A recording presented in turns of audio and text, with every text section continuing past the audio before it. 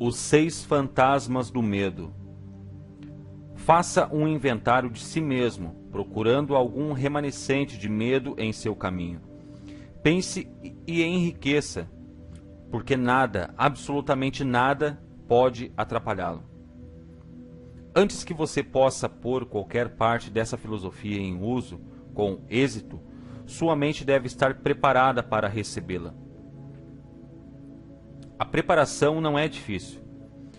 Começa com o estudo, a análise e a compreensão dos 3 inimigos que terá de destronar: indecisão, dúvida e medo.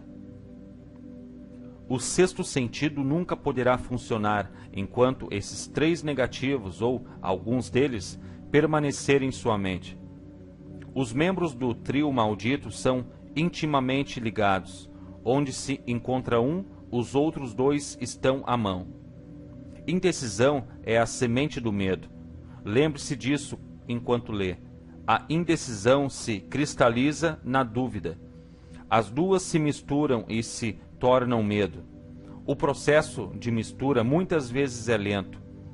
Essa é uma das razões que tornam os 3 inimigos tão perigosos. Germinam e crescem sem que sua presença seja observada. O restante desse capítulo descreve o fim a ser atingido, antes que a filosofia como um todo possa ser colocada em uso prático. Analisa também a condição que reduziu grande número de pessoas à pobreza e declara a verdade que deve ser compreendida por todos os que acumulam riquezas, sejam essas medidas em dinheiro ou em estado de espírito, de valor bem maior que o dinheiro. O propósito deste capítulo é chamar a atenção sobre a causa e a cura de 6 temores básicos. Antes de dominarmos um inimigo, é preciso saber-lhe o nome, os hábitos e a moradia.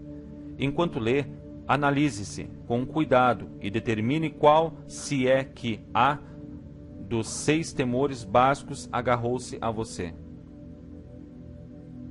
Não se deixe enganar pelos hábitos desses sutis inimigos.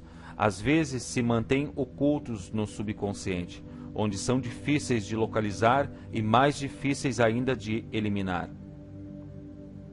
Medo é apenas estado de espírito. Há 6 temores básicos, de cujas combinações todo o ser humano sofre, numa época ou outra. São felizes os que não sofrem dos 6 ao mesmo tempo. Enumerados na ordem de sua aparição mais comum, são eles: pobreza, crítica, saúde precária, amor perdido, velhice e morte. Os 3 primeiros estão no fundo da maioria das nossas preocupações.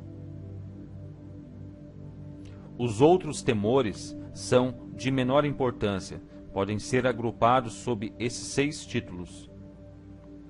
Temores nada mais são que estados de espírito.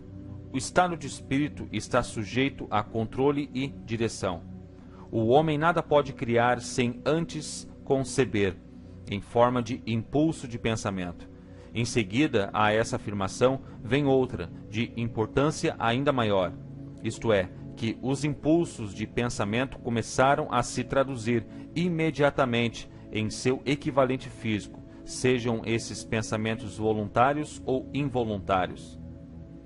Impulsos de pensamento apanhados por acaso, pensamentos emitidos por outras mentes, podem determinar nosso destino financeiro, comercial, profissional ou social, com a mesma certeza com que o fazem os impulsos de pensamento criados com intenção e desígnio. Estamos aqui lançando o fundamento para a apresentação de um fato de grande importância para quem não entende por que certas pessoas parecem ter sorte, enquanto outras, de igual ou maior capacidade, instrução, experiência e capacidade cerebral, parecem destinadas a viver com azar. O fato se explica com a afirmação de que todo ser humano tem a capacidade de controlar completamente a própria mente, sendo que, Com esse controle, é óbvio, todos podem abrir a mente aos impulsos de pensamento itinerantes emitidos por outros cérebros, ou fechar as portas, com força, admitindo apenas impulsos de pensamento de sua escolha.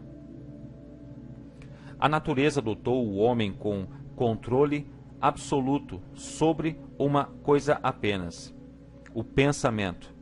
Tal fato, acrescido do fato adicional de que tudo o que o homem cria começa em forma de pensamento, leva-nos muito próximo ao princípio de que o medo pode ser dominado.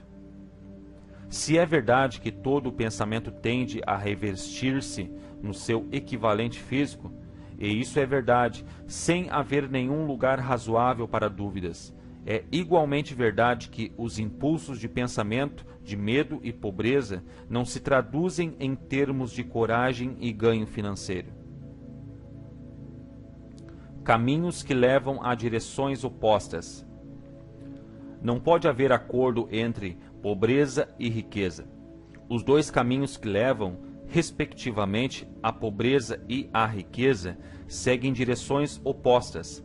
Se você quer riquezas, deve recusar-se a aceitar qualquer circunstância que leve à pobreza. O vocábulo riqueza é empregado aqui em seu sentido mais amplo, significando estados financeiros, espirituais, mentais e materiais. O ponto de partida do caminho que leva à riqueza é o desejo. No capítulo sobre o desejo, você recebeu instruções completas para o uso correto. Neste capítulo sobre o medo, você tem instruções completas para preparar a mente a fazer uso prático do desejo. Chegamos então ao lugar em que você deve aceitar o desafio que irá determinar quanto dessa filosofia assimilou. Eis o ponto em que você pode se transformar em profeta e predizer com exatidão o que o futuro lhe reserva.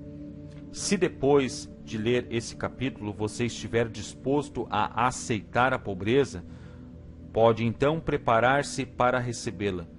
Essa decisão não pode ser evitada. Se você exigir riquezas, determine que espécie e quanto exigirá para ficar satisfeito. Você sabe o caminho que leva à riqueza. Recebeu o mapa que, se for seguido, o conservará no caminho certo, se não ligar para começar ou parar antes da chegada. A culpa não será de ninguém, senão sua. Essa é sua responsabilidade. Nenhum álibi irá salvá-lo de aceitar a responsabilidade se você falhar ou se recusar a exigir riquezas da vida. Porque a aceitação só exige uma coisa, por acaso, a única que você pode controlar, e é o estado de espírito. Estado de espírito não se presume, não pode ser comprado, deve ser criado. Analise seus temores. Medo de pobreza é estado de espírito. Nada mais, mas é o suficiente para destruir as oportunidades de realização em qualquer empresa. Esse medo paralisa a faculdade do raciocínio, destrói a faculdade da imaginação, mata a autoconfiança, solapa o entusiasmo, desanima a iniciativa, leva à incerteza de propósito, encoraja a procrastinação e torna o autocontrole impossível. Tira o encanto da personalidade, destrói a possibilidade de pensar com clareza, desvia a concentração de esforço, domina a persistência, transforma a força de vontade em vazio, destrói a ambição, anuvia a memória e convida o fracasso de todas as maneiras concebíveis. Mata o amor e assassina as mais puras emoções do coração. Desanima a amizade e convida o desastre de mil maneiras. Leva a insônia, infelicidade e miséria. E tudo isso, apesar da verdade óbvia de que vivemos num mundo de superabundância de tudo o que o coração possa desejar, sem nada entre nós e nosso desejo, exceto a falta de um propósito definido. O medo da pobreza é, sem dúvida, o mais destrutivo dos 6 temores básicos.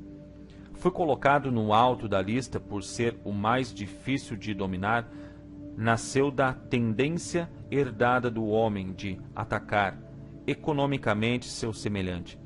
Quase todos os animais inferiores ao homem são motivados pelo instinto, mas como sua capacidade de pensar é limitada, atacam um ao outro fisicamente. O homem, com seu senso superior de intuição, com capacidade de pensar e argumentar, não come seu semelhante corporalmente, sente mais satisfação em comê-lo financeiramente. O homem é tão avarento que todas as leis concebíveis já foram promulgadas para salvaguardá-lo de seu semelhante. Nada lhe traz mais sofrimento e humilhação que a pobreza. Só os que já experimentaram a pobreza compreendem o pleno significado disso. Não é de se admirar que o homem tema a pobreza. Numa longa linha de experiências herdadas, o homem aprendeu com certeza que alguns de seus semelhantes não merecem confiança, quando se trata de questões de dinheiro e possessões terrenas. Tão ávido é o homem que, para possuir riqueza, será capaz de adquiri-la de qualquer maneira possível, por métodos legais, se puder, por outros métodos, se necessário e conveniente. A autoanálise pode relevar fraquezas que a gente não gosta de reconhecer. Essa espécie de exame é essencial a todos que exigem da vida mais que mediocridade e pobreza. Lembre-se, ao examinar-se ponto por ponto, que você é tanto o tribunal como o júri, o promotor público e o advogado de defesa, que você é autor e réu, e também que está sendo julgado.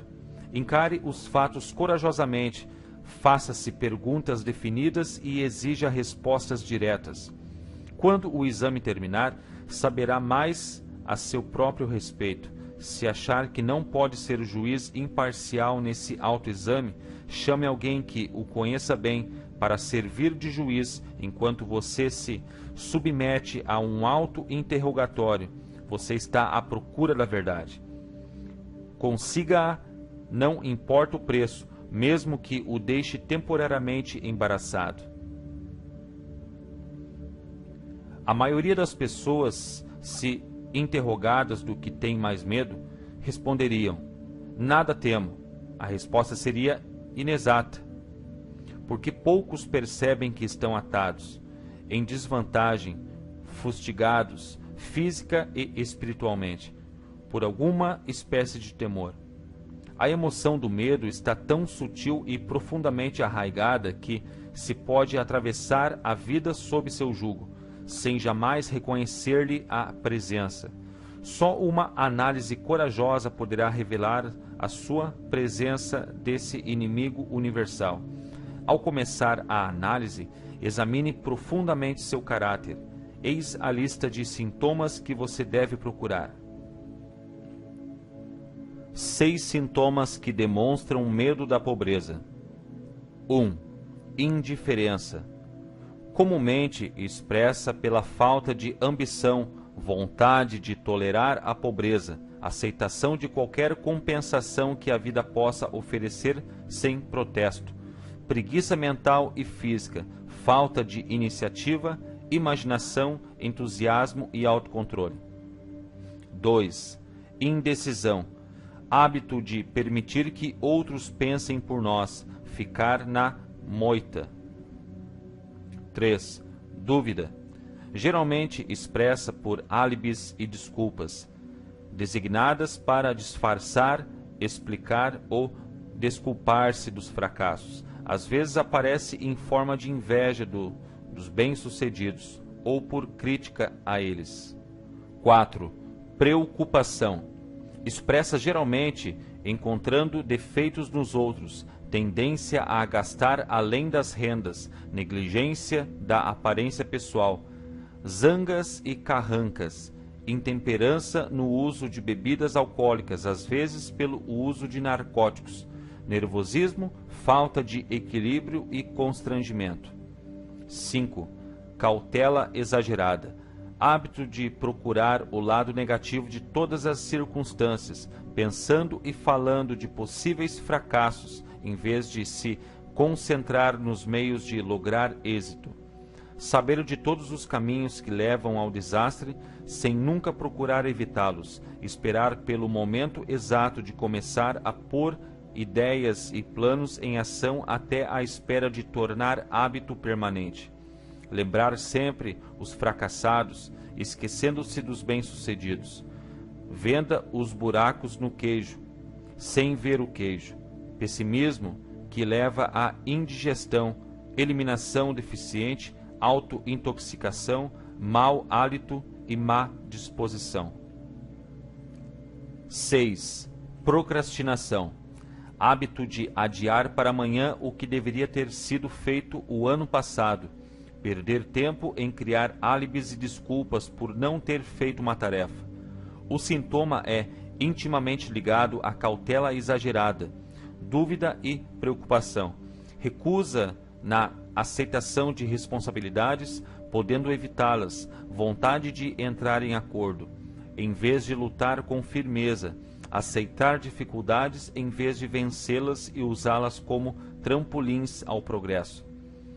Pechinchar com a vida por um centavo, em vez de exigir prosperidade, opulência, riquezas, contentamento e felicidade. Planejar o que fazer se e quando o fracasso chegar, em vez de queimar as pontes e tomar impossível a retirada. Fraqueza e, muitas vezes, falta total de autoconfiança, propósito definido, autocontrole, iniciativa, entusiasmo, ambição, parcimônia. E capacidade de raciocínio sensato, esperar pobreza em vez de exigir riquezas. Ligar-se aos que aceitam a pobreza, em vez de procurar a companhia dos que exigem e recebem riquezas. Apenas dinheiro. Indagarão alguns: por que escreveu um livro sobre dinheiro? Por que medir riqueza em dinheiro apenas? Alguns acreditarão com razão que existem outras formas de riqueza, mais desejáveis que o dinheiro. Sim, há riquezas que não podem ser medidas em termos de dinheiro, mas há milhares de pessoas que dirão: dê-me todo o dinheiro de que necessito e encontrarei tudo o mais que desejo. A principal razão de eu ter escrito este livro de Como Ganhar Dinheiro é o fato de milhões de homens e mulheres estarem paralisados de medo da pobreza. O que essa espécie de medo causa à pessoa foi bem descrito por Westbrook Pigler. Dinheiro é apenas concha de molusco, ou disco de metal, ou ainda pedaços de papel.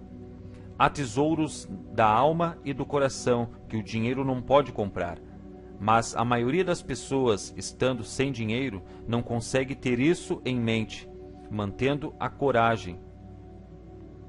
Quando um homem está sem nada, jogado na rua da amargura, incapaz de obter qualquer emprego, algo lhe acontece ao espírito, que pode ser observado pelo arcar dos ombros, a posição do chapéu, o andar, o olhar. Não consegue fugir à sensação de inferioridade diante de gente que tem emprego, mesmo sabendo com certeza que não são seus iguais em caráter, inteligência ou capacidade. Essa gente, mesmo os amigos, sentem por outro lado uma sensação de superioridade e o encaram, talvez inconscientemente, como acidente. Esse poderá pedir dinheiro emprestado por algum tempo, mas não o suficiente para continuar sua vida costumeira, e nem poderá fazê-lo por muito tempo. Mas o próprio fato de pedir emprestado, quando se trata simplesmente de sobreviver, é uma experiência suprimente e falta ao dinheiro emprestado o poder que tem o dinheiro ganho, para animá-lo. É claro que Nada disso se aplica aos vagabundos ou boas-vidas habituais, mas apenas a homens de ambição e dignidade normais. Mulheres nas mesmas condições devem ser diferentes. Nunca pensamos nas mulheres ao considerar os vencidos. Poucas se acham nas filas de caridade, raramente são vistas pedindo esmola nas ruas e não são reconhecíveis na multidão pelos mesmos sinais patentes que identificam um homem derrotado. Naturalmente, não me refiro às bruxas que arrastam os pés nas ruas da cidade e que são o correspondente dos vagabundos masculinos conformados. Refiro-me às mulheres razoavelmente jovens, decentes e inteligentes. Deve haver muitas delas, mas seu desespero não é aparente. Talvez se matem. Quando o homem está vencido, tem tempo de sobra para se preocupar. Pode viajar muitos quilômetros para ver alguém a respeito de um emprego e descobrir que já foi preenchido ou que é um desses empregos sem pagamento fixo, mas dependente de comissão sobre as vendas de alguma bugiganga inútil que ninguém compra, a não ser de dó. Se recusar, estará de volta à rua da amargura, sem ter para onde ir. Então, anda e anda. Olha para as vitrines das lojas e os luxos inacessíveis, sentindo-se inferior e dando passagem aos que param para olhar com interesse ativo. Vai para a estação ferroviária ou se senta na biblioteca para descansar as pernas e aquecer-se um pouco. Mas isso não é procurar emprego, de modo que ele recomeça outra vez. Pode não sabê-lo, mas sua falta de objetivo o trairia, mesmo que sua silhueta não o fizesse. Pode estar até bem vestido, com roupas que sobraram do tempo do emprego firme, mas que não disfarçam o abatimento.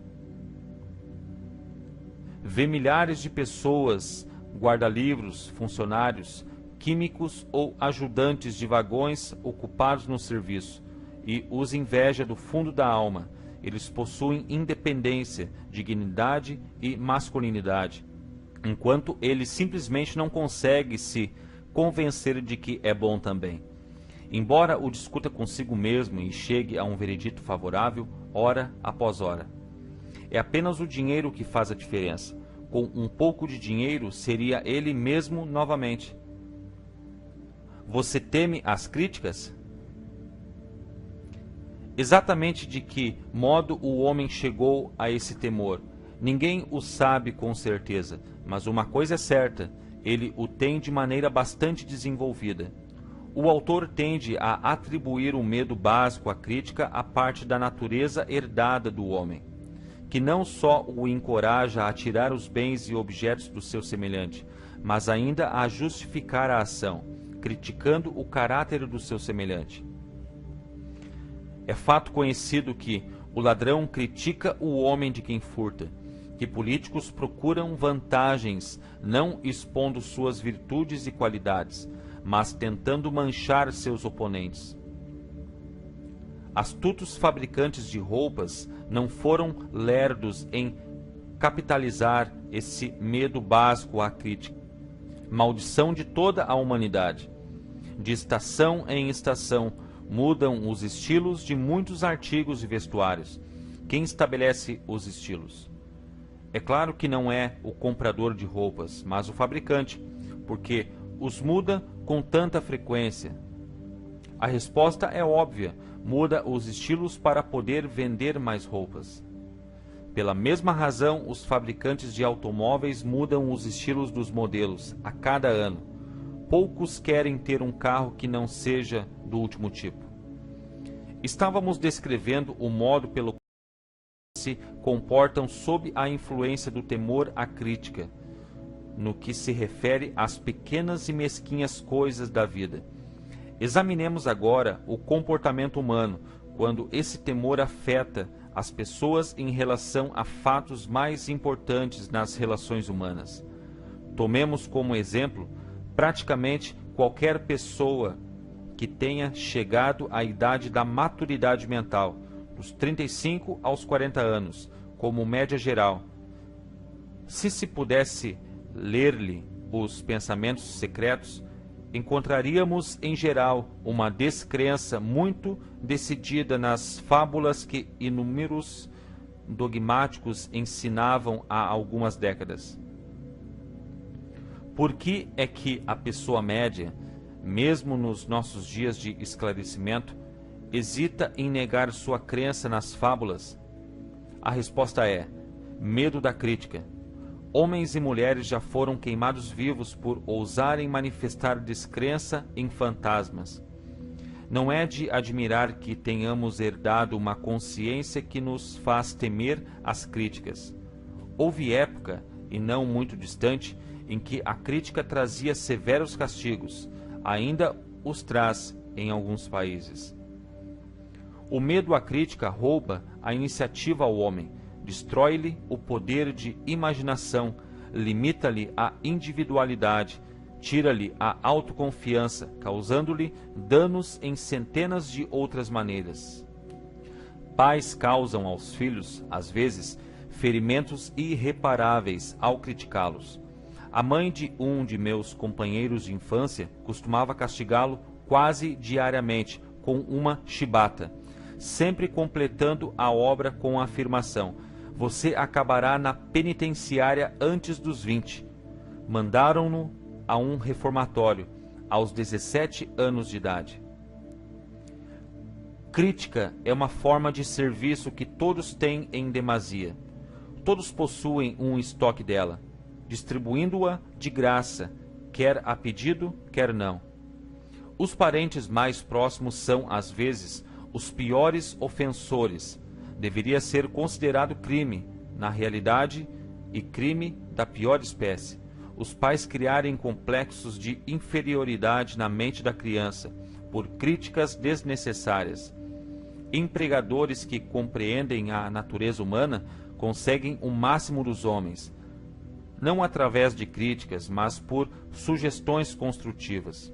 O mesmo resultado pode ser obtido pelos pais com relação aos filhos. A crítica implanta o medo no coração humano, ou então ressentimento, mas nunca amor ou afeição. 7 sintomas que demonstram medo à crítica. Esse medo é quase tão universal quanto o medo da pobreza e seus efeitos fatais à realização pessoal, principalmente porque destrói a iniciativa e desencoraja o uso da imaginação.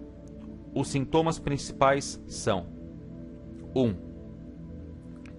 Acanhamento, geralmente expresso por nervosismo, timidez na conversação e em conhecer estranhos, movimentos desajeitados das mãos e membros, olhares desviados. 2. Falta de equilíbrio, expressa por falta de controle da voz, nervosismo na presença dos outros, má postura do corpo, péssima memória. 3. Personalidade fraca, falta de firmeza nas decisões, de encanto pessoal e capacidade de exprimir opiniões com firmeza, hábito de desviar-se dos assuntos, em vez de encará-los, concordância com os outros sem antes examinar-lhes as opiniões, com cuidado. 4. Complexo de inferioridade, hábito de expressar autoaprovação oralmente e por ações, como meio de disfarçar o sentimento de inferioridade, usar palavras grandiloquentes para impressionar os outros, muitas vezes sem conhecer-lhes o verdadeiro significado. Imitar outros na maneira de vestir, falar e nos modos, jactando-se de realizações imaginárias. Isso dá, por vezes, a aparência superficial de um sentimento de superioridade. 5. Extravagância, hábito de tentar emparelhar com o Silva, gastando além das possibilidades. 6. Falta de iniciativa, fracasso em aproveitar oportunidades de progredir, medo de expressar opiniões, falta de confiança nas próprias ideias, dando respostas evasivas às perguntas formuladas por superiores. Hesitarão nas maneiras e no falar, falsidade nas palavras e feitos. 7. Falta de ambição, lassidão mental e física, falta de autoafirmação, lentidão em chegar a decisões, facilidade em ser influenciado, hábito de criticar os outros nas costas e elogiá-los na frente, hábito de aceitar a derrota sem protesto ou fugir a um empreendimento. Se encontrar oposição, suspeita imotivada dos outros, falta de tato nas maneiras e no falar, má vontade de aceitar a culpa dos erros. Você teme a saúde deficiente? Esse medo tem suas raízes na hereditariedade, tanto física como mental. Está intimamente associado, em sua origem, às causas do medo da velhice e da morte, porque conduz às fronteiras de mundos terríveis, dos quais o homem nada sabe, mas dos quais ouviu histórias desconcertantes.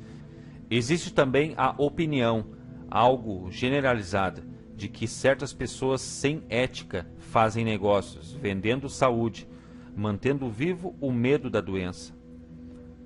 De modo geral, o homem teme a saúde deficiente por causa dos terríveis quadros plantados em sua mente, do que pode acontecer se a morte o alcançar. Teme-a também pela taxa econômica que representaria. Um médico de renome calculou que 75% das pessoas que consultam médicos sofrem de hipocondria, doença imaginária. Já se demonstrou de maneira convincente que o medo da doença, mesmo não havendo a menor causa para o medo, muitas vezes produz os sintomas físicos da moléstia temida. Poderosa e grande é a mente humana. Pode construir e pode destruir. Explorando a fraqueza comum do medo da doença, vendedores de remédios patenteados amontoaram fortunas. Essa forma de engano na crédula humanidade prevaleceu a tal ponto há algumas décadas que uma revista popular fez amarga campanha contra os piores ofensores no negócio dos remédios patenteados. Por uma série de experiências feitas há alguns anos, foi provocado que se pode tornar as pessoas doentes por sugestões. Fizemos a experiência pedindo a 3 conhecidos que visitassem as vítimas, perguntando: o que é que tem? Você parece estar muito doente. O primeiro geralmente provocava um sorriso e um casual: nada, estou muito bem. Ao segundo, a vítima geralmente afirmava: não sei exatamente, mas sinto-me mal. O terceiro já recebia a admissão franca de que a vítima estava realmente se sentindo doente. Tente isso com algum conhecido seu, se duvida que o fará ficar inquieto, mas não vá longe demais com a experiência. Há certa seita religiosa cujos membros se vingam dos inimigos pelo método da bruxaria, chamam-no de enfeitiçar a vítima. Existem provas arrasadoras de que a doença, às vezes, começa em forma de impulso de pensamento negativo. Tal impulso pode ser passado de uma mente a outra, por sugestão, ou criada pelo indivíduo em sua própria mente. Um homem de mais sabedoria do que possa parecer por esse incidente disse certa vez: se alguém me pergunta como me sinto, sempre quero responder derrubando-o. Médicos costumam mandar pacientes para climas novos, porque se faz necessária uma mudança de atitude mental. A semente do medo da doença vive em todas as mentes humanas. Preocupação, medo, desânimo, decepção no amor e nos negócios faz com que a semente germine e cresça. Decepções em negócios e no amor encabeçam a lista das causas da saúde deficiente. Um jovem sofreu tal decepção amorosa que foi parar no hospital. Ficou durante meses entre a vida e a morte. Chamaram um especialista em psicoterapia.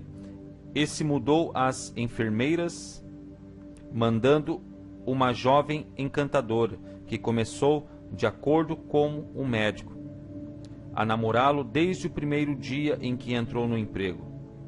3 semanas depois, o paciente recebeu alta, sofrendo ainda, mas de doença bem diferente. Amava novamente. O remédio foi um embuste, mas paciente e enfermeira se casaram mais tarde. 7 sintomas que demonstram medo de doença. 1. Autossugestão. Hábito do uso negativo da autossugestão, procurando e esperando encontrar sintomas de todas as espécies de doença, gozar de doença imaginária e falando dela como se fora real. Hábito de tentar todas as modas e ismos recomendados por outros, como tendo valor terapêutico, falar com os outros sobre operações, acidentes e outras formas de doenças, experimentar dietas, exercícios físicos, sistemas de perder peso sem orientação profissional, tentar remédios caseiros, remédios patenteados e remédios de charlatões. 2. Hipocondria. Hábito de falar em moléstias, concentrando a mente em doenças e esperando-lhes o aparecimento até haver um esgotamento nervoso. Nada que vem em frascos pode curar este estado. É provocado por pensamentos negativos e somente pensamentos positivos poderão curá-lo. A hipocondria, termo médico para doenças imaginárias, é causadora de tanto dano, ocasionalmente, quanto a própria moléstia poderia causar. Muitos casos nervosos provêm de doenças imaginárias. 3. Indolência. O temor de saúde precária frequentemente interfere com os exercícios físicos corretos e produz excesso de peso, fazendo com que se evite a vida ao ar livre. 4. Suscetibilidade. Medo de má saúde quebra a resistência natural do organismo, criando condições favoráveis a qualquer forma de moléstia que se possa contrair. O medo de doenças está comumente relacionado ao medo da pobreza, especialmente no caso do hipocondríaco, que se preocupa sempre com a possibilidade de ter de pagar contas de médico, de hospital, etc. Esse tipo de pessoa perde muito tempo preparando-se para a doença, falando sobre morte, economizando dinheiro para lotes no cemitério e despesas de funeral, etc. 5. Mimar a si mesmo. Hábito de tentar despertar piedade, usando a doença imaginária como meio. Esse truque é muitas vezes empregado para evitar trabalho. Hábito de fingir doença para disfarçar a preguiça ou como álibi para a falta de ambição. 6. Intemperança. Hábito do uso de álcool ou narcóticos para eliminar dores como a de cabeça, nevralgia, etc., em vez de eliminar-lhe a causa. 7. Preocupação. Hábito de ler sobre doenças e preocupar-se com a possibilidade de ser por elas atingido, assim como o hábito de ler anúncios de remédios patenteados. Você teme a perda do amor? A fonte original desse temor inerente data, obviamente, do hábito poligâmico do homem de roubar a companheira de seu semelhante e do hábito de tomar liberdades com ela sempre que pode. Ciúme e outras formas similares de neurose originam-se do medo herdado da perda de amor. Esse é o mais doloroso dos 6 temores básicos. Provavelmente produz mais destruição no corpo e no espírito que qualquer outro dos temores básicos. O medo da perda do amor possivelmente se origina da Idade da Pedra, quando os homens arrebentavam as mulheres pela força bruta. Continuam a roubar mulheres, mas a técnica mudou. Em vez de força, empregam agora a persuasão, promessa de belas roupas, lindos carros e outras iscas, muito mais eficazes que a força física. Os hábitos do homem são os mesmos da aurora da civilização, só que são expressos de maneira diferente. Análise cuidadosa demonstrou que as mulheres são mais suscetíveis a esse temor que os homens. O fato se explica facilmente. As mulheres aprenderam por experiência que os homens são polígamos por natureza, que não se pode confiá-los às mãos de rivais. 3 sintomas que demonstram medo da perda do amor. 1. Ciúme. Hábito de suspeitar de amigos e de criaturas amadas, sem qualquer prova razoável, sem motivo suficiente. Hábito de acusar a esposa ou o marido de infidelidade, sem motivo, suspeita geral de todos, sem fé absoluta em ninguém. 2. Encontrar defeitos. Hábito de encontrar defeitos em amigos, parentes, sócios comerciais e seres amados, a menor provocação ou sem causa alguma. 3. Jogo. Hábito de jogar, furtar, enganar e aproveitando outras oportunidades perigosas para conseguir dinheiro para os seres amados, com a crença de que o amor pode ser comprado. Hábito de gastar além dos meios ou incorrer em dívidas para dar presentes a quem se ama, com o intuito de causar impressão favorável. Insônia, nervosismo, falta de persistência, fraqueza de vontade, falta de autocontrole, falta de confiança em si mesmo, mau gênio. Você teme a velhice? De modo geral, esse temor provém de 2 fontes. Em primeiro lugar está o pensamento de que a velhice pode trazer pobreza. Em segundo lugar, e muito mais comum, de ensinamentos falsos e cruéis do passado, muito bem misturados com fogo e enxofre, e outras superstições astutamente planejadas para escravizar o homem pelo medo. No temor básico da velhice, o homem tem 2 razões sólidas para apreensão.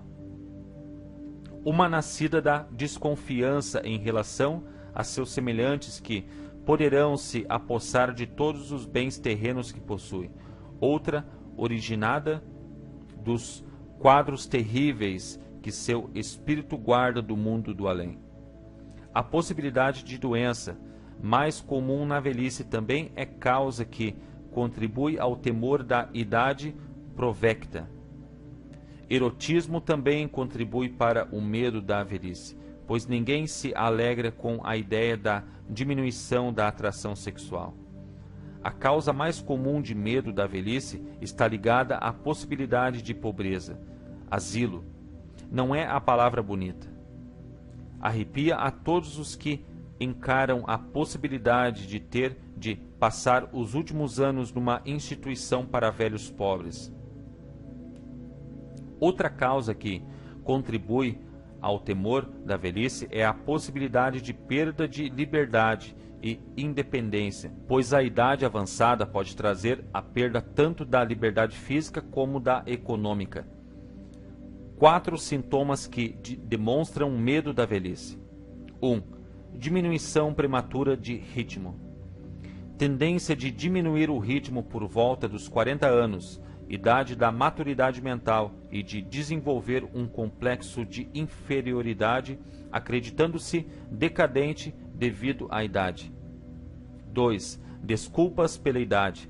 Hábito de falar como quem se desculpa de estar velho, só por ter alcançado a idade de 40 ou 50. Ao contrário, dever-se-ia expressar gratidão por se ter alcançado a fase da sabedoria e da compreensão. 3. Perda da iniciativa. Iniciativa, imaginação e autoconfiança se perdem quando se acredita falsamente que se é velho demais para exercer tais qualidades. 4. Disfarçar-se de jovem, hábito de adotar vestuário e maneiras de gente moça, o que só causa ridículo. diante de amigos e estranhos e é bastante comum. Você teme a morte? Para alguns esse é o temor básico mais cruel. A razão é óbvia. A terrível angústia do medo ligado ao pensamento da morte pode ser atribuído, em muitos casos, a fanatismo religioso.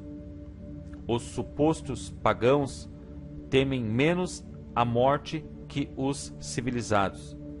Durante milhares de anos, o homem continua fazendo as perguntas não respondidas. De onde e para onde? De onde venho e para onde vou? Em épocas menos esclarecidas, no passado, os astutos e hábeis eram rápidos em oferecer respostas a essas perguntas por determinado preço. Vem à minha tenda, abraça a minha fé, aceita meus dogmas e te darei a entrada que te admitirá diretamente ao céu, quando morreres. Proclama um líder do sectarismo. Permanece fora de minha tenda e o diabo te levará e te queimará por toda a eternidade. A ideia do castigo eterno destrói o interesse na vida e torna a felicidade impossível.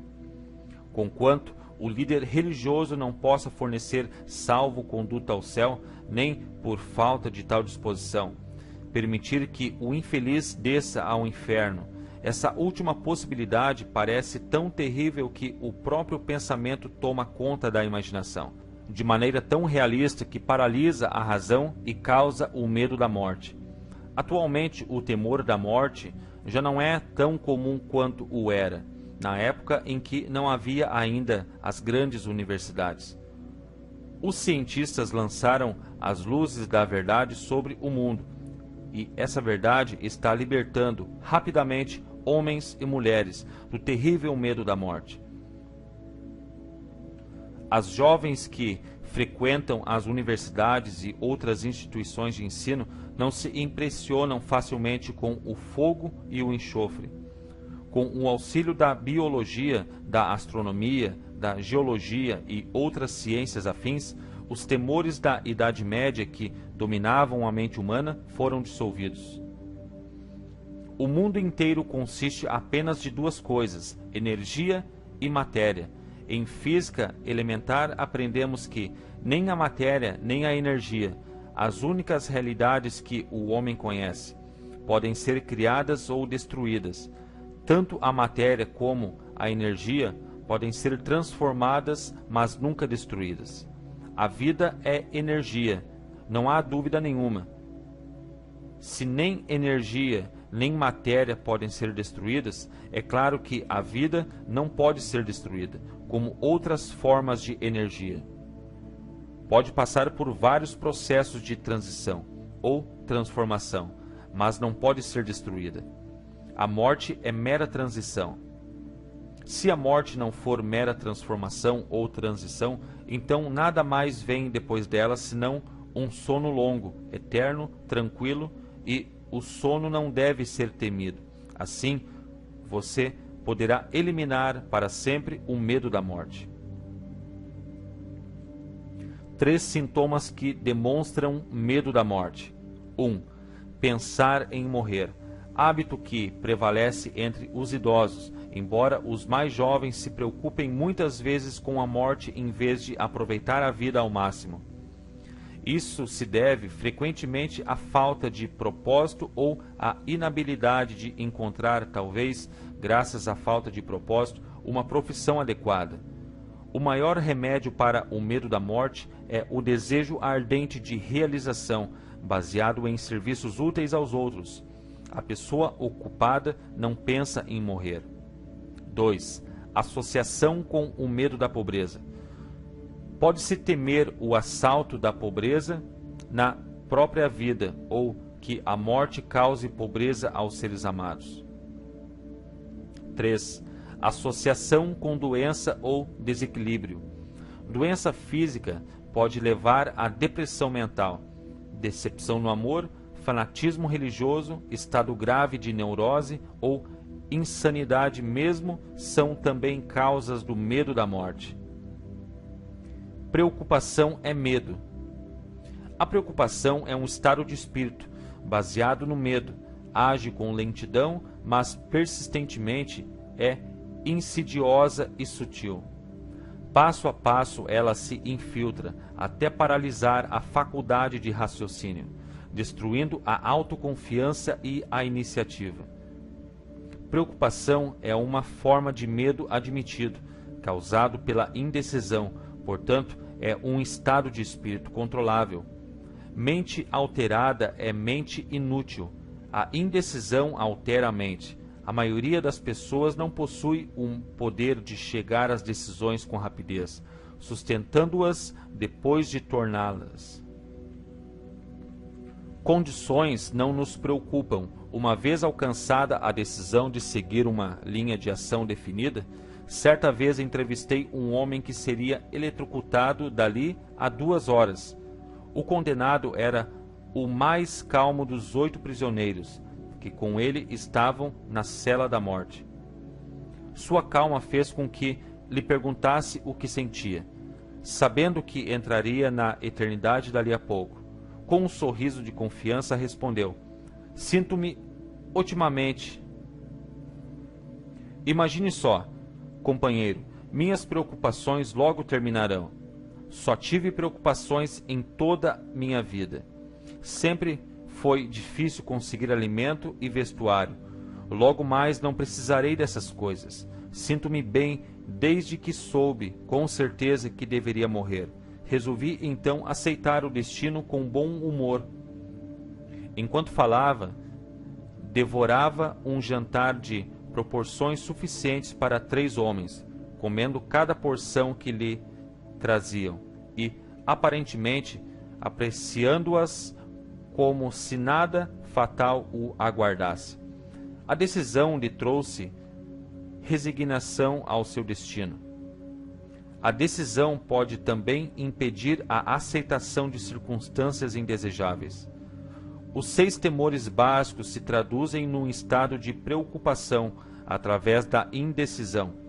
Liberte-se para sempre do medo da morte, chegando à decisão de aceitar a morte como um acontecimento inevitável.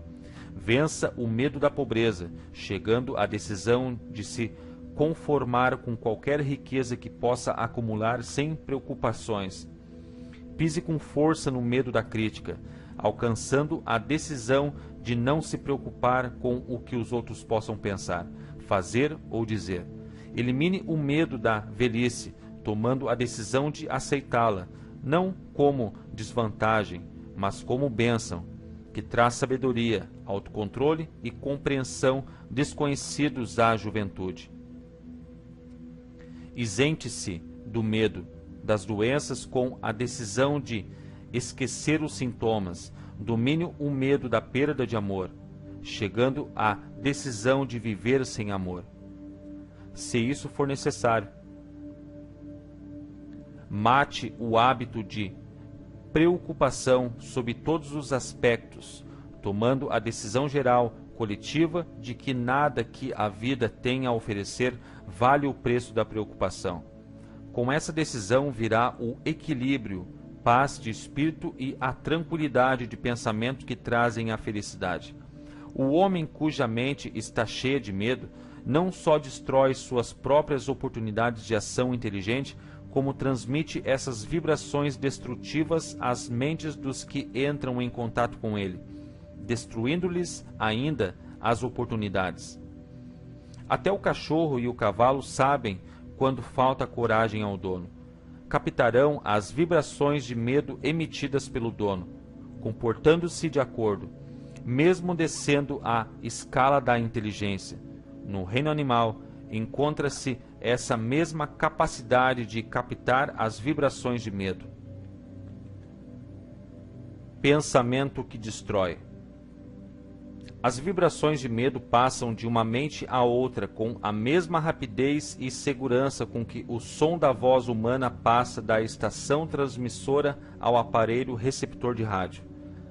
A pessoa que exprime em palavras pensamentos negativos e destrutivos, é quase certo que experimente os resultados de suas palavras, em forma de retribuição destrutiva.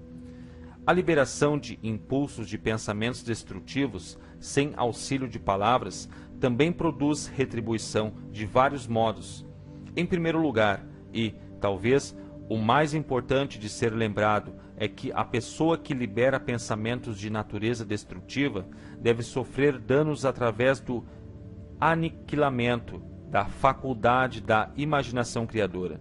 Em segundo lugar, a presença de qualquer emoção destrutiva na mente desenvolve uma personalidade negativa, que repele as pessoas, convertendo-as frequentemente em inimigas. A terceira fonte de danos à pessoa que alimenta ou libera pensamentos negativos faz nesse fato significativo. Os impulsos de pensamento não só são prejudiciais a outros, como também se infiltram no subconsciente da pessoa que os libera, tornando-se parte de seu caráter. O que você procura na vida, presumivelmente, é alcançar sucesso. Para ser bem-sucedido é preciso encontrar paz de espírito, satisfazer as necessidades materiais da vida e, acima de tudo, atingir a felicidade. Todas essas evidências de sucesso começam em forma de impulsos de pensamento. Você pode controlar a mente, tem o poder de fornecer-lhe os impulsos de pensamento que escolher. Com esse privilégio vai também a responsabilidade de usá-lo de maneira construtiva.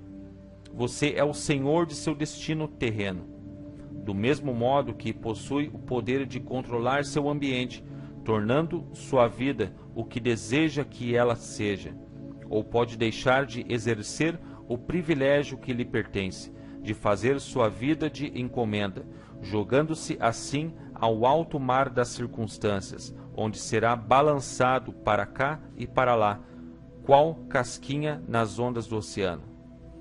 Você é suscetível demais? Somado aos 6 temores básicos, existe outro mal de que sofrem as pessoas. Constitui solo rico, em que as sementes do fracasso crescem em abundância. É tão sutil que sua presença muitas vezes nem é notada. Essa atribulação não pode ser chamada com propriedade de temor. Está mais arraigada e é mais frequentemente fatal que todos os 6 temores juntos. Por falta de um nome melhor, chamemos o mal de suscetibilidade a influências negativas. Homens que acumulam grandes riquezas sempre se protegem contra o mal. Os indigentes nunca o fazem. Os que obtêm êxito em qualquer profissão devem preparar a mente para resistir ao mal. Se você está estudando esta filosofia, com o intuito de acumular riquezas, examine-se com cuidado para determinar se é suscetível a influências negativas. Se negligenciar essa autoanálise, perderá o direito de alcançar o objeto de seus desejos. Faça uma análise perscrutadora. Depois de ler as perguntas preparadas para a autoanálise, atenha-se a um balanço estrito nas respostas. Enfrente a tarefa com o mesmo cuidado com que vasculharia a presença de outro inimigo que o estivesse esperando numa armadilha, e saiba lidar com as próprias falhas como o faria com um inimigo mais tangível. Você pode facilmente se proteger contra assaltantes de estrada, porque a lei fornece cooperação organizada a seu favor. Mas esse 7º mal básico é mais difícil de dominar porque o ataca quando você nem lhe percebe a presença. Enquanto você dorme e enquanto está desperto. A arma que usa é intangível, porque consiste apenas de um estado de espírito. O mal também é perigoso, porque ataca em tantas formas quantas são as experiências humanas. Às vezes penetra a mente pelas palavras bem intencionadas dos próprios parentes, outras vezes vem de dentro, pela própria atitude mental de cada um. É sempre mortal como o veneno, embora não mate com tanta rapidez. Proteja-se. Para proteger-se contra influências negativas, sejam de sua própria criação ou resultado de atividades de pessoas negativas que cercam, reconheça que possui força de vontade, colocando-o em uso constante até formar um muro de imunidade contra influências de sua mente.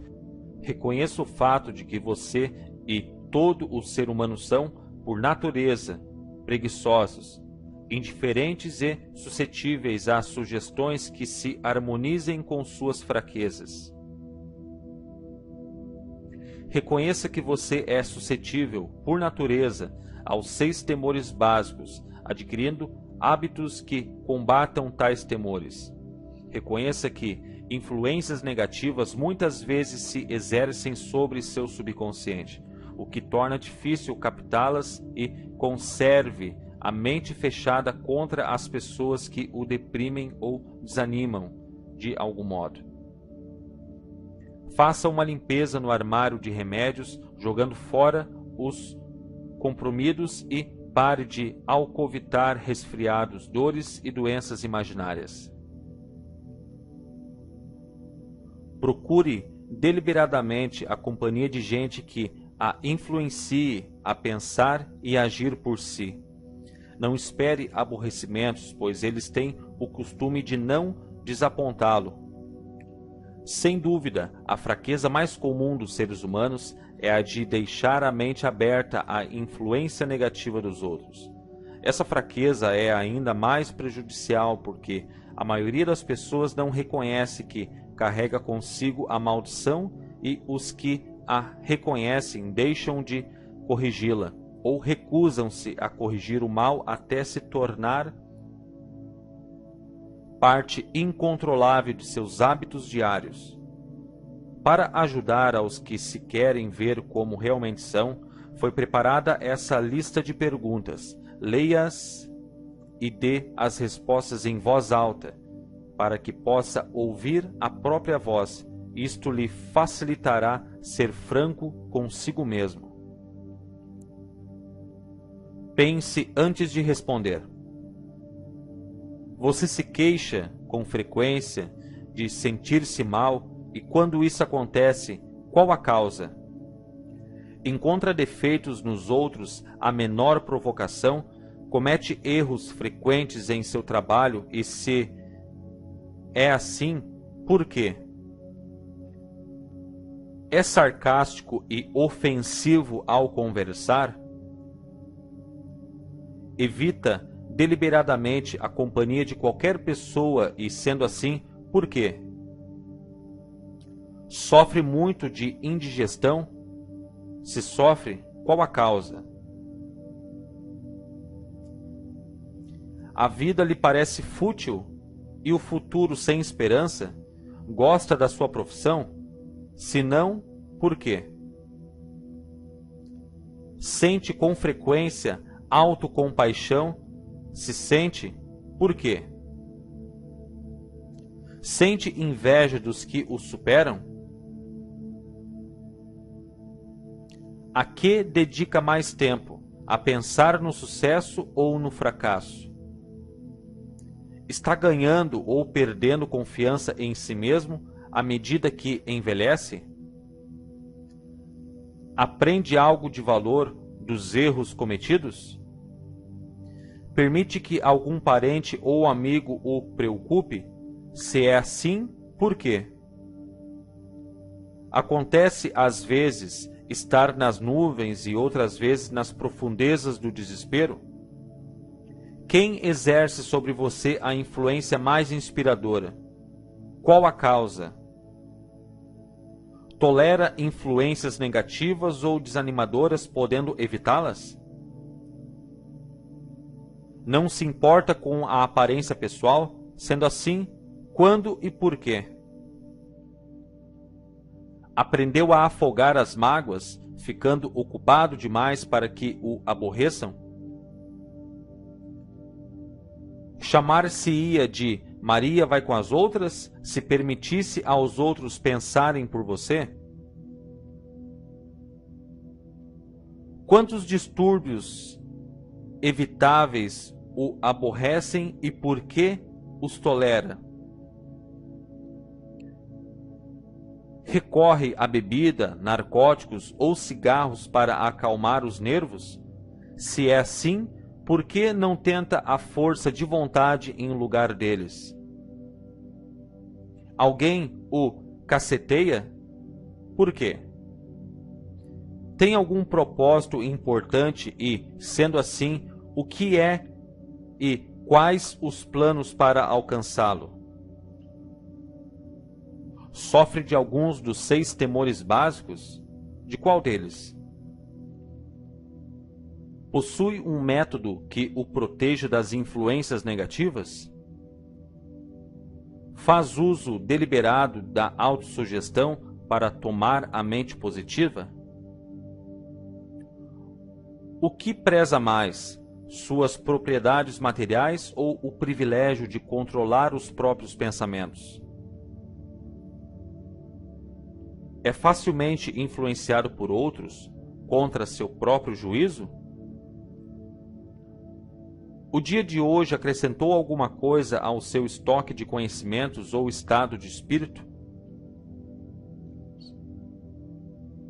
Encara com coragem as circunstâncias que o tomam infeliz ou evita a responsabilidade? Analisa os erros e fracassos, tentando tirar vantagens deles? Ou sua atitude é de que isso não lhe compete? Pode enumerar 3 de suas fraquezas mais prejudiciais? O que está fazendo para corrigi-las? Você anima os outros a lhe contarem suas preocupações, despertando-lhe a compaixão? Escolhe das experiências diárias, lições ou influências que possam ser úteis ao seu progresso pessoal? Sua presença exerce influência negativa sobre os outros, via de regra? Quais os hábitos alheios que mais o aborrecem? Forma opiniões próprias ou deixa-se influenciar pelos outros? Aprendeu a criar um estado de espírito capaz de escudá-lo contra influências desanimadoras? Sua profissão lhe inspira fé e confiança? Sente-se possuidor de forças espirituais de poder suficiente para manter a mente livre de todas as formas de medo? A religião ajuda a manter sua mente objetiva? Acha que é seu dever compartilhar das preocupações alheias? Por quê? Se acredita que cada qual com seu igual, o que descobriu a seu respeito, estudando os amigos que atrai? Qual a ligação, se é que existe, que vê entre as pessoas com as quais se dá mais intimamente e infelicidade que possa experimentar? Seria possível que alguém a quem considera amigo seja na realidade seu pior inimigo, devido à influência negativa sobre sua mente? De acordo com que regras julga os que lhe são úteis e os que lhe são prejudiciais? Seus companheiros mais íntimos são superiores ou inferiores a você mentalmente? De cada 24 horas, quanto tempo dedica a A. Suas ocupações. B. Sono. C. Jogos e descanso. D. Aquisição de conhecimentos úteis. E. Simples perda de tempo. Quem entre seus amigos A. Anima mais. B. O admoesta mais. C. O desanima mais. Qual a sua maior preocupação? Por que a tolera?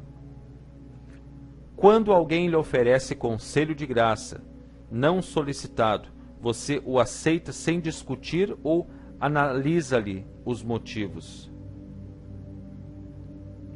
O que deseja acima de tudo? Pretende adquiri-lo? Está disposto a subordinar todos os outros desejos a esse? Quanto tempo diário dedica à sua aquisição? Você muda de opinião com frequência? Por quê? Costuma terminar tudo o que começa? Impressiona-se facilmente com os negócios alheios ou títulos profissionais, graus universitários, riqueza? É facilmente influenciável pelo que os outros pensam e dizem de você? Liga-se às pessoas por causa do status social ou financeiro delas? Qual, na sua opinião, a pessoa viva mais importante? De que modo essa pessoa lhe é superior? Quanto tempo dedicou a estudar e responder a essas perguntas? Pelo menos um dia é necessário para a análise e resposta da lista toda. Se respondeu com franqueza a todas as perguntas, sabe agora mais a seu próprio respeito do que a maioria das pessoas. Estude cuidadosamente as perguntas. Volte a elas uma vez por semana, durante vários meses, e surpreenda-se com a quantidade de conhecimentos extraordinários, de grande valor para você, que terá adquirido pelo simples método de responder às perguntas com franqueza. Se não tiver certeza das respostas referentes a algumas das questões, peça a orientação de quem o conheça bem, principalmente dos que não têm motivos para agradá-lo, e veja-se através dos olhos deles. A experiência será surpreendente. A diferença que o controle mental faz. Você só tem controle absoluto sobre uma coisa, seus pensamentos. Esse é o fato mais significativo e inspirador que se conhece. Reflete a natureza divina do homem.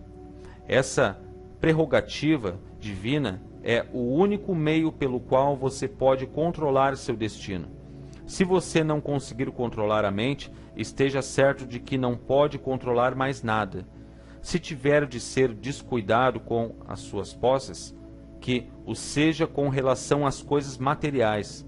A mente é sua propriedade espiritual. Proteja-a e use-a com o cuidado que a propriedade divina merece. Para isso, lhe foi dada a força de vontade.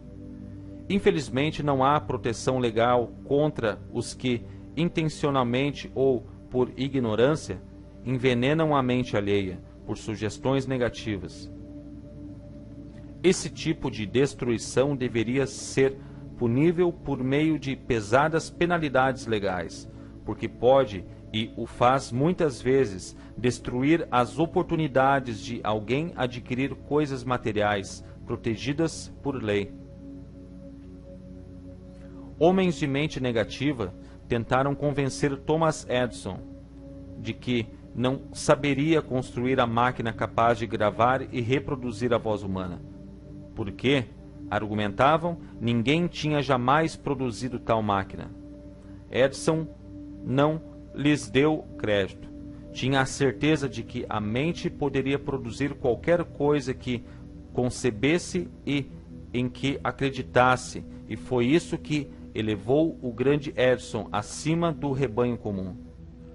Homens de mente negativa disseram a F.W. Woolworth que iria à falência, tentando dirigir uma loja dos 2.000 réis.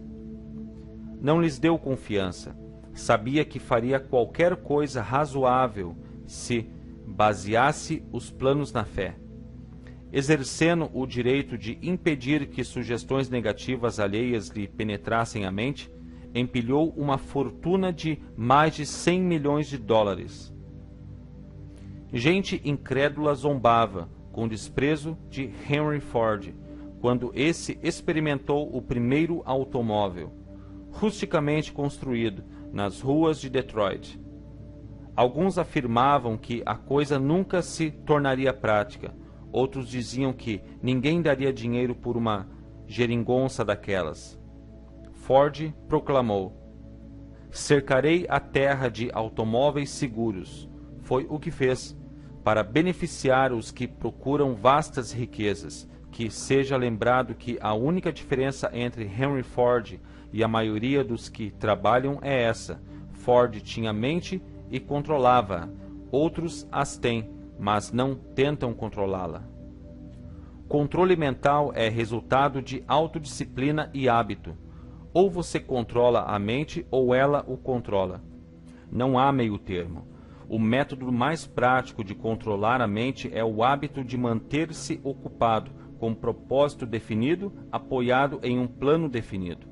Estude a história de qualquer homem que tenha alcançado sucesso notável e observará que ele tem controle sobre a mente, além de exercer o controle e dirigi-lo para a realização de objetivos definidos. Sem esse controle, o sucesso não é possível. Você usa esses álibis? As pessoas que não obtêm êxito possuem um traço em comum: conhecem todas as razões do fracasso e têm o que acreditam ser álibis incontestáveis para explicar sua falta de realizações. Alguns dos álibis são inteligentes e há os que se justificam pelos fatos, mas álibis não servem de dinheiro. O mundo só quer saber de uma coisa: você alcançou sucesso? Um analista de caráter compilou uma lista dos álibis mais comumente empregados. Ao ler a lista, examine-se cuidadosamente, determinando quantos deles são propriedade sua. Lembre-se também que a filosofia apresentada nesse livro torna qualquer desses álibis obsoleto. Se eu não tivesse mulher e família, se eu tivesse pistolão, se eu tivesse dinheiro, se eu tivesse boa instrução, se eu pudesse arranjar um emprego, se eu gozasse de boa saúde, se eu tivesse tempo, se os tempos fossem melhores, se os outros me compreendessem, se as condições que me cercam fossem diversas, se pudesse viver minha vida novamente, se eu não temesse o que eles diriam, se me tivessem dado uma oportunidade, se eu tivesse agora uma oportunidade, se não implicassem comigo, se nada acontecer que me impeça,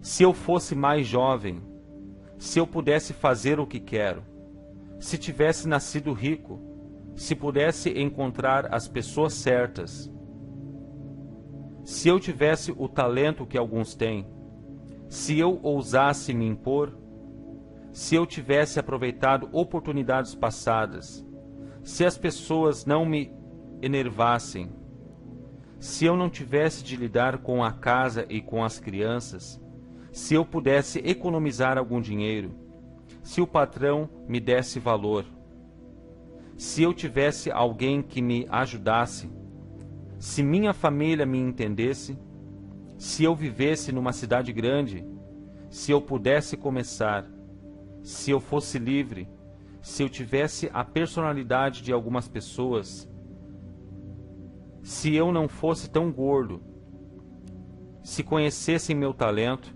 se pudesse conseguir uma oportunidade, se pudesse saldar minhas dívidas, se eu não tivesse fracassado, se eu soubesse como, se todos não fossem contra mim, se eu não tivesse tantas preocupações, se eu pudesse me casar com a pessoa certa, se as pessoas não fossem tão tolas, se minha família não fosse tão extravagante, se eu tivesse mais confiança em mim mesmo, se a sorte não estivesse contra mim, se eu não tivesse nascido sob signo errado, se não fosse verdade que o que tem de ser, será, se eu não tivesse de trabalhar tão arduamente, se eu não tivesse perdido dinheiro, se eu morasse noutro bairro, Se eu não tivesse um passado, se eu tivesse um negócio só meu, se os outros me ouvissem, e esse é o maior de todos, se eu tivesse a coragem de me ver como sou realmente, descobriria o que há de errado comigo e me corrigiria. Poderia então ter oportunidade de lucrar com meus erros e aprender algo da experiência alheia, pois sei que há algo errado comigo. Se não estaria agora onde estaria se tivesse passado mais tempo analisando minhas fraquezas e menos tempo criando álibis para encobri-las.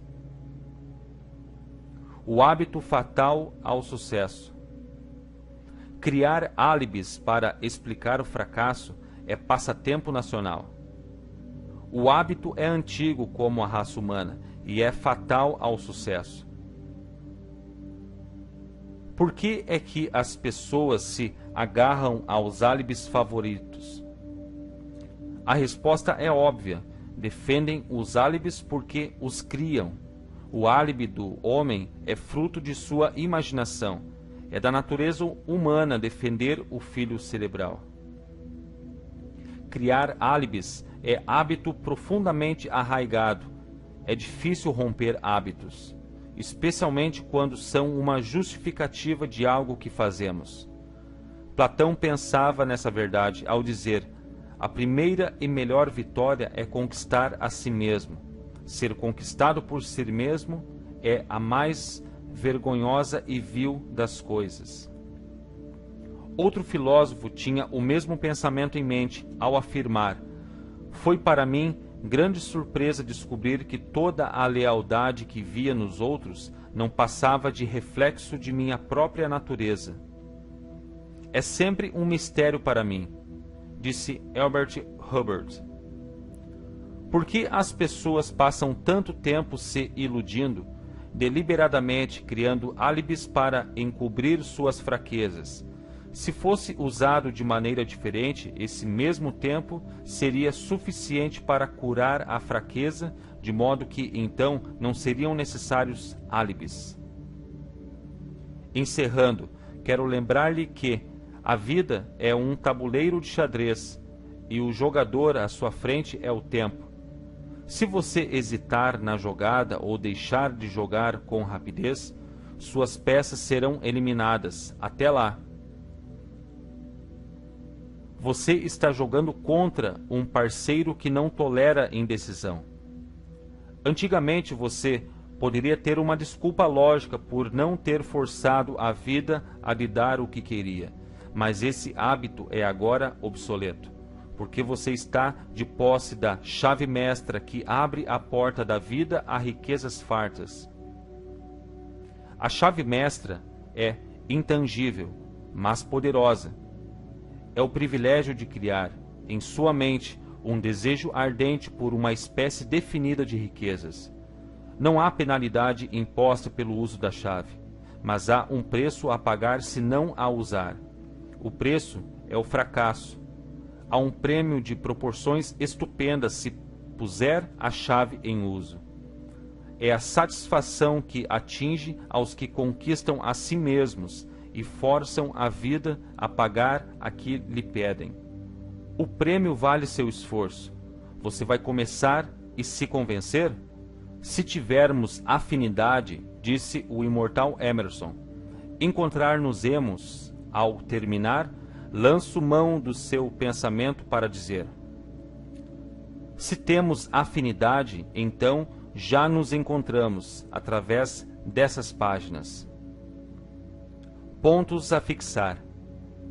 Temores são comuns e alguns até justificáveis, mas há os que podem lançar raízes e crescer sem que você o perceba, a não ser que se livre da indecisão e da dúvida, que semeiam as sementes do medo. Os álibis que usar dizem muito a seu respeito. Nenhum álibi deve detê-lo enquanto você segue a máxima: pense e enriqueça. Você reúne riquezas em dinheiro e riquezas incomensuráveis em dinheiro, embora o dinheiro o ajude a encontrar felicidade, vida longa, diversão, paz de espírito. O mais valioso de todos os tesouros, a boa saúde, pode ser seu se dominar o medo e se livrar das doenças que pode trazer. Os mais deslumbrantes tesouros estão à sua espera, para que estenda as mãos e os alcance. O homem sem temor vence nos horizontes longínquos.